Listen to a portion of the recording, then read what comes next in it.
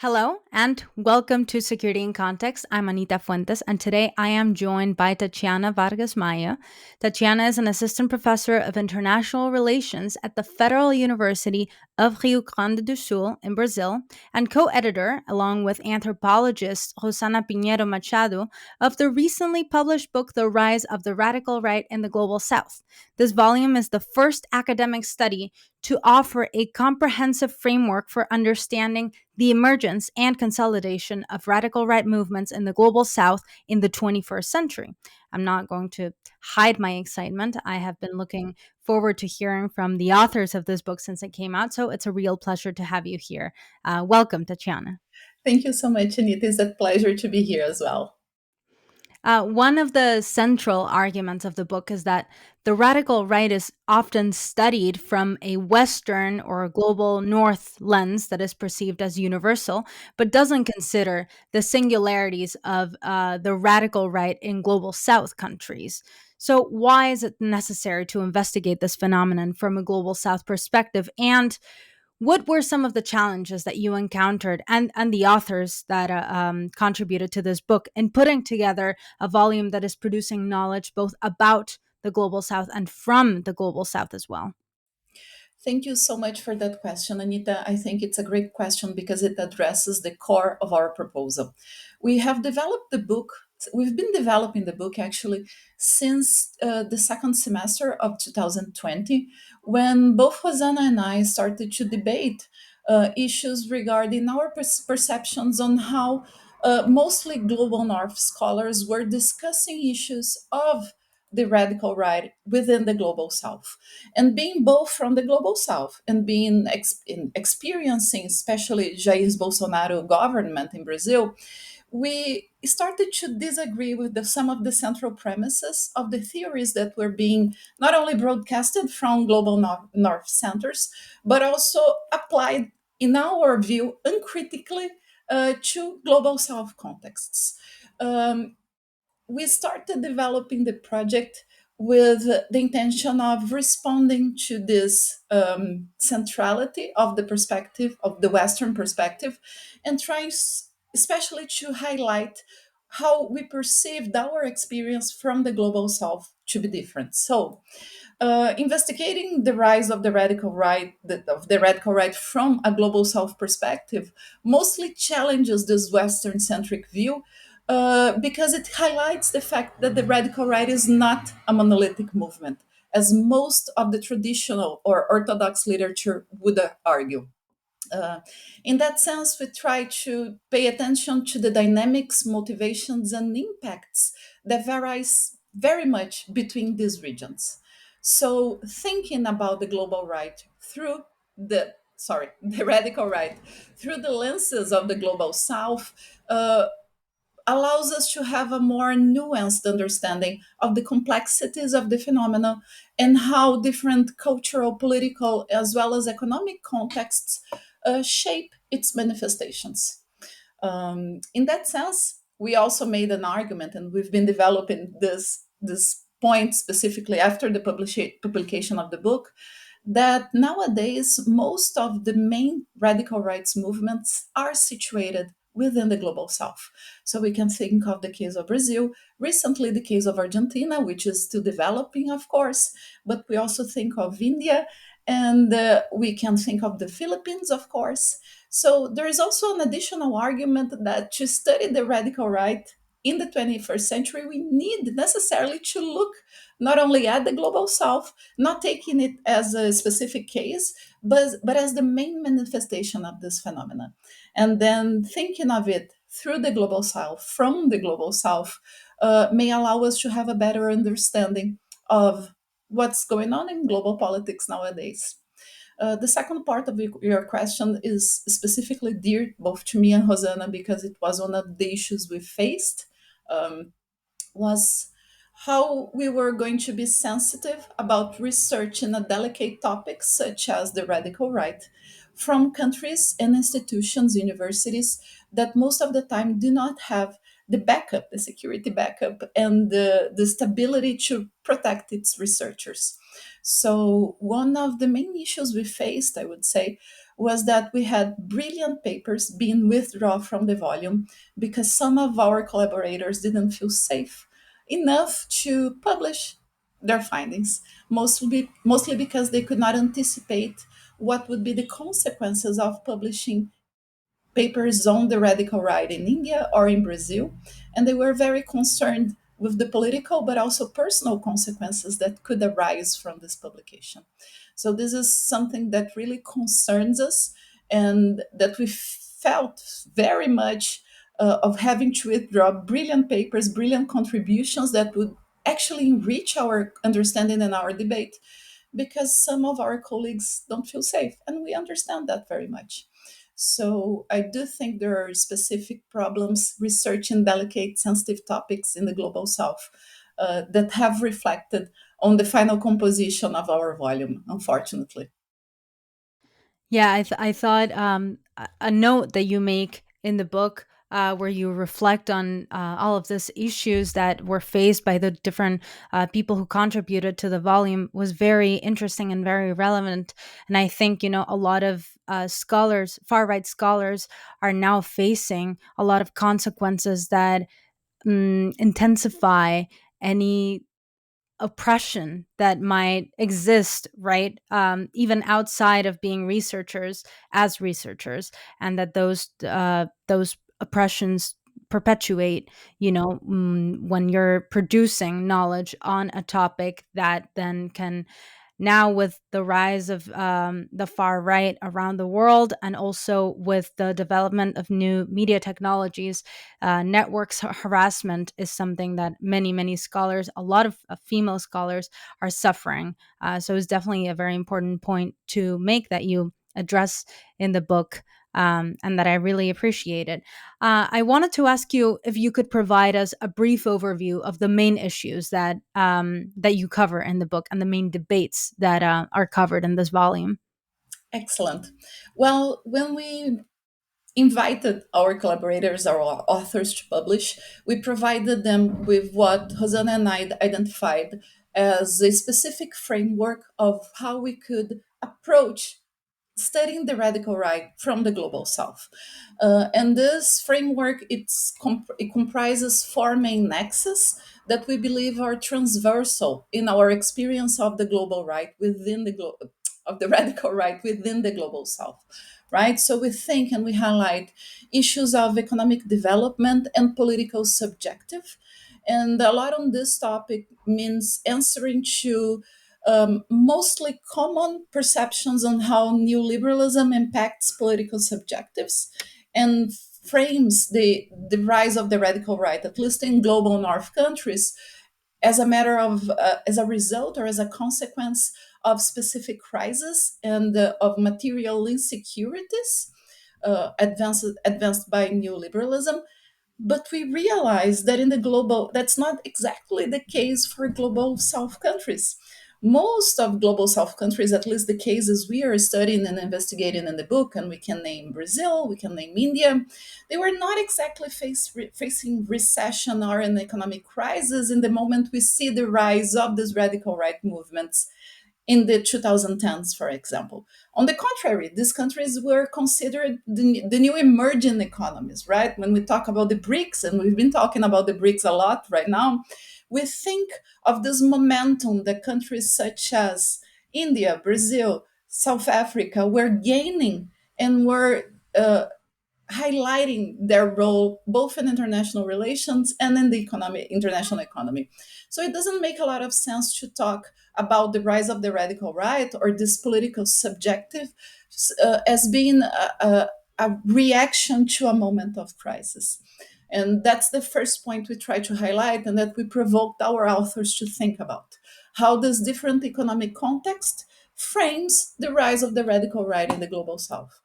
More so, we try to highlight, and we do think this is a persistent issue, the persistence of authoritarianism within these countries. It's very hard to say that countries in the global south have experienced mature and, let's say, stable democratic institutions. So to frame the rise of the radical right, from a perspective of a crisis of the democracy or of democratic regimes is also somewhat failed within our political horizon because that's not our experience. Take the case of Brazil, for instance. We talk about a redemocratization of Brazil in 1988 and 1989, right? After the military dictatorships since 64 and with our new constitutions.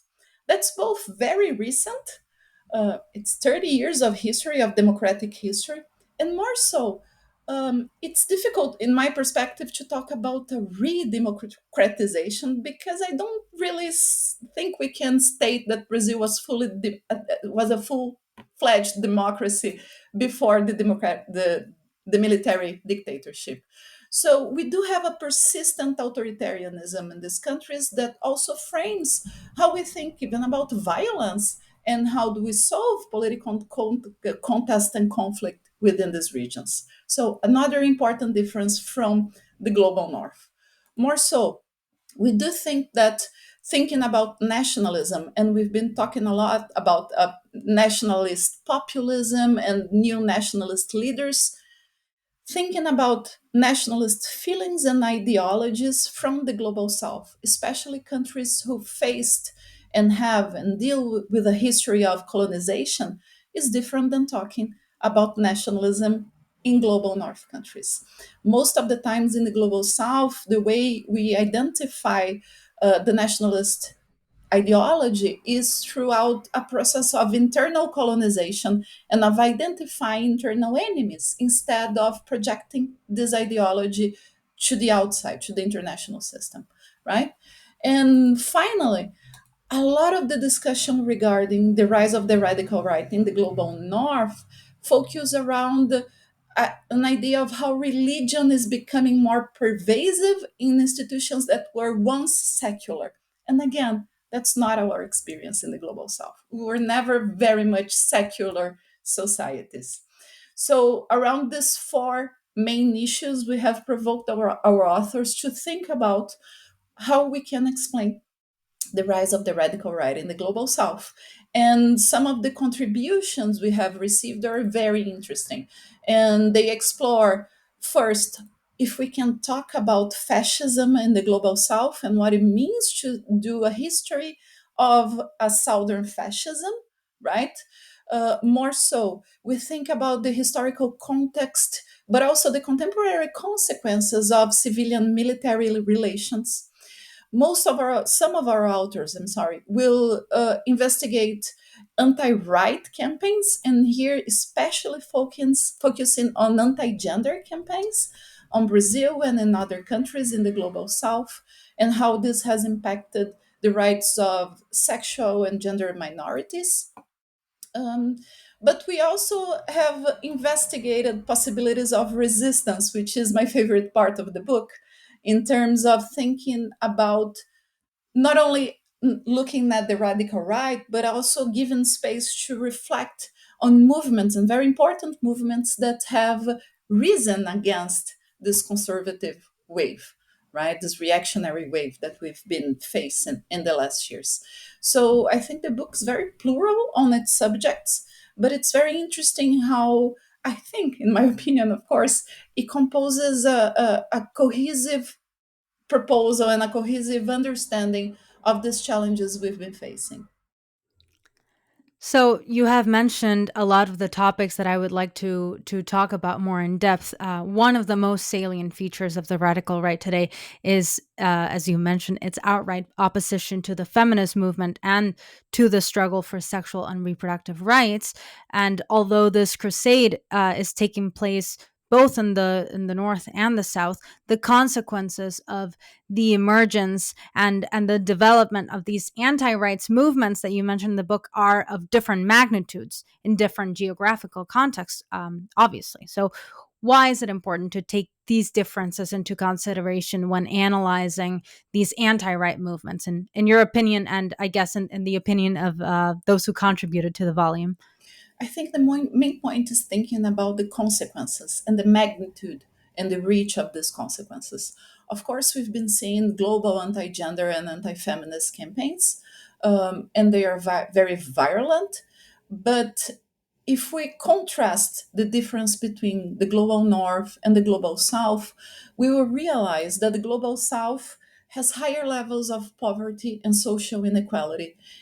Most of the cases have very limited populations have very limited access to healthcare, and more so we have different cultural norms that impact the daily lives of women and sexual minorities, right? So when we think about reproductive rights, we need to take that into consideration, and we need to realize that when we're talking about these anti-gender and anti-feminist campaigns, the consequences they have amongst for women and amongst the population of global south societies, they're much more dire, and they can be more permanent and more damaging in a sense.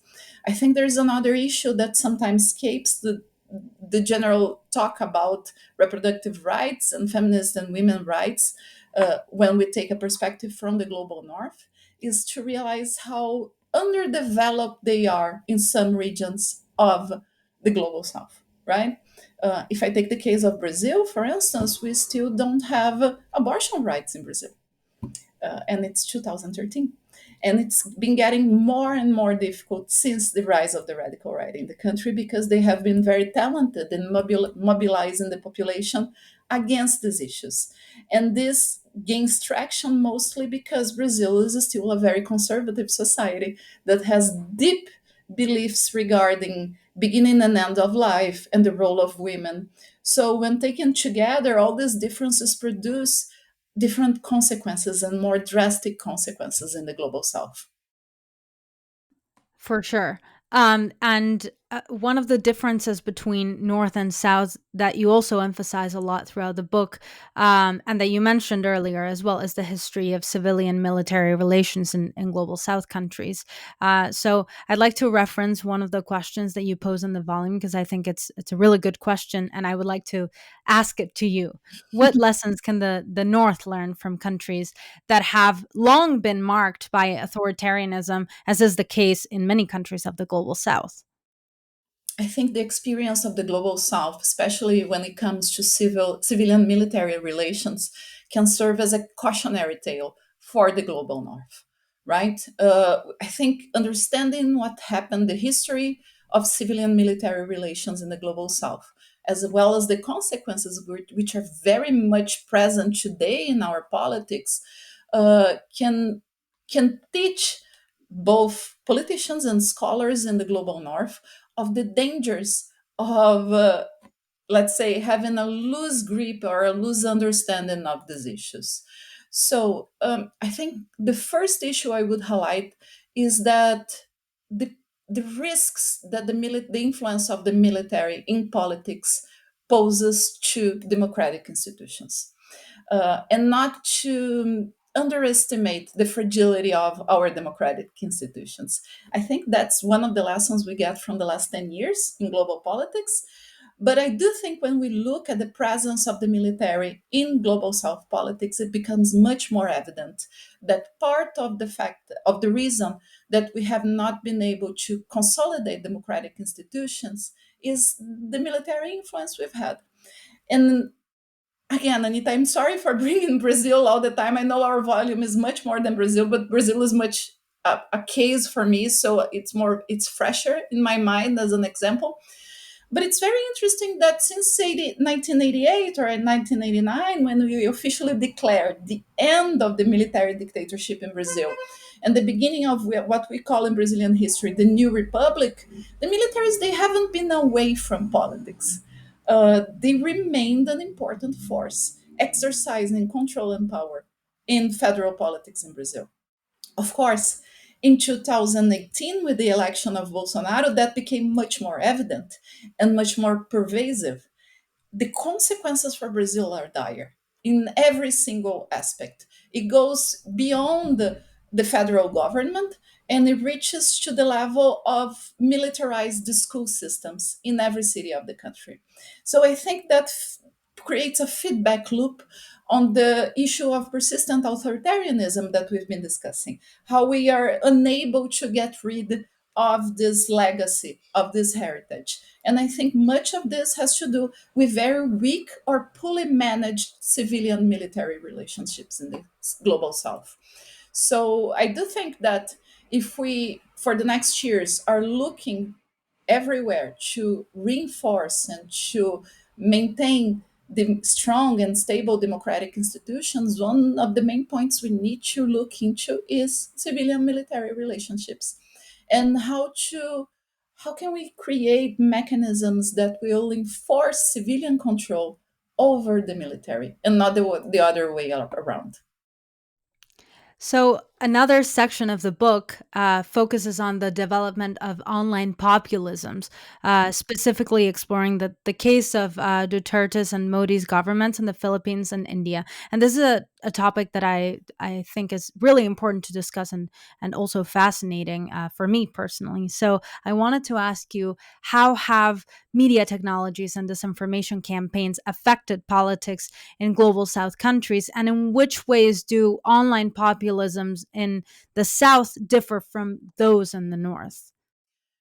Well, the impression I have, especially from working with our colleagues who have been writing on Modi's and on Duterte's regimes, is that, in a sense, we go back to the question regarding anti feminist campaigns, that the context is important, right? And when thinking about global South countries, and again, we can talk about India, we can talk about the Philippines, we can talk about Brazil, the issue of the presence of technology and the usage of technology by the population, I think, is different from that in the global north. And that reflects mostly our patterns of underdevelopment and of social inequality. So, one of the things that always strikes me as impressive when comparing the experience in the United States, for instance, to that in Brazil or the Philippines, is that the means of communication, the pathways using technology are different. In Brazil, WhatsApp is a highly popular app. And so all the disinformation campaigns, they were not conducted through Facebook. They were mostly conducted through WhatsApp with the use of several bots, right? If we think on how uh, several parts of our population, several parts of our population access technology and communications, they're not necessarily using computer or tablets. They're using cell phones, which have free plans, free data plans for apps such as WhatsApp, Telegram, or even SMS. So, and messaging. So, a lot of these disinformation campaigns have been conducted through this pathway and not necessarily these online platforms that we usually see being discussed within global north, within the experience in the global north. So I do think that whenever we're thinking about online populism with the South, we need to think also about patterns of development and underdevelopment and patterns of inequalities. Because mostly, for me, these are the difference that will allow us to understand how these phenomena are developing differently and why they may be so persistent uh, in the global south, and how it is harder to eradicate this phenomena because they are so pervasive in our experience of daily communications. Right. I think it's really interesting who has access to which devices, how much access do people have to certain devices, like what platforms are people on, because it is true that, differing it differs depending on your geographic location. So I think that it's a very important issue to address when studying the radical right, and certainly different depending on where you are in the world. So, yeah, I wanted to bring up actually the final section of the book, which is, you already mentioned it at the beginning, but it explores the emergence of resistance initiatives to counteract the consolidation and the development of radical right movements in the global south. So what can you tell us about these initiatives, and how do you see them evolving going forward? I want to end, on a positive note, because it's a pretty dark topic. So yeah, let's talk resistance. But that was our choice as well, Anita. When Rosanna and I were discussing the book, we were getting a bit depressed with the topic, and Hosanna said, look, we need to end on a positive note. It's not possible Yes. that we're going to write a book about this and not give our readers some hope in the horizon. So I think it is the star in the horizon for the book, and I think it is one of the most important parts, besides exploring the commonalities, the transversal elements that can characterize a global South experience and the radical right, that we should think about the very creative and the very interesting responses that we've been observing in these countries as well. And it's so funny because we were just talking about technology, right? And how the right is very talented. At least that's the rhetoric in most of these countries, that how the radical right is very talented in engaging in technology in order to miscommunicate or misconstrue an image of politics in order to engage several parts of our populations. And one of the criticism that has been very present in all of these countries is that our left is unable to understand uh, new technologies and new patterns of communications, and that's why we were or are losing this conflict. We are losing space in politics, and that explains the success of the right and the failures of the left. And I think that that's a very unfair statement, because mostly Agreed. I think it's very unfair, and I think it's mostly wrong, because I think it ignores one of the main key variables regarding the success of the far right in global south, which is financing, right? And who is financing all this infrastructure that allows the mobilization of numerous bots that will create, I don't know how many channels of misinformation in apps like WhatsApp and Telegram, and that will engage people in these weird myths about daily politics in these countries. Uh, it's a very skewed game. It's a very skewed conflict. So I don't think it's lack of talent on the left. I think it's a material issue that we need to investigate regarding that. And then looking at the resistant movements, I think we find interesting answers for that, because these movements are not ignoring the online presence and the need to have an online presence and to counter argue the presence of the radical right in online forums or platforms. But I think they're doing the right movement or going back to the grassroots. And so, thinking about the feminists in Argentina and in Chile, thinking about the indigenous and the Black movements in Brazil, observing this focus, this locus of resistance, has been very interesting in terms of mapping new strategies that are very creative. And I think they are creative because they don't they don't settle for failure in the sense of saying, well, they have more money and they have more means, so there's nothing we can do because now politics is online. And they actually go back to mobilizing and engaging people in everyday issues. And I do think they offer an excellent answer, even to scholars that say that sometimes talking about race and talking about gender distracts from the real problem, because they can actually mobilize through the grassroots, through being present in poor communities, showing how these communities actually they are intersected by issues of gender, issues of sexuality, issues of race, and how the experiences of inequality that may be at the root of this frustration towards politics can be addressed from a progressive perspective, offering daily and very concrete resources, very concrete answers that may again shift the weight of the electorate towards more progressive politics. And that's why I think it's so interesting to think about and to examine these movements, because I don't think they settle for the current narrative that, in my opinion, admits defeat before we should, before defeat is actually happening.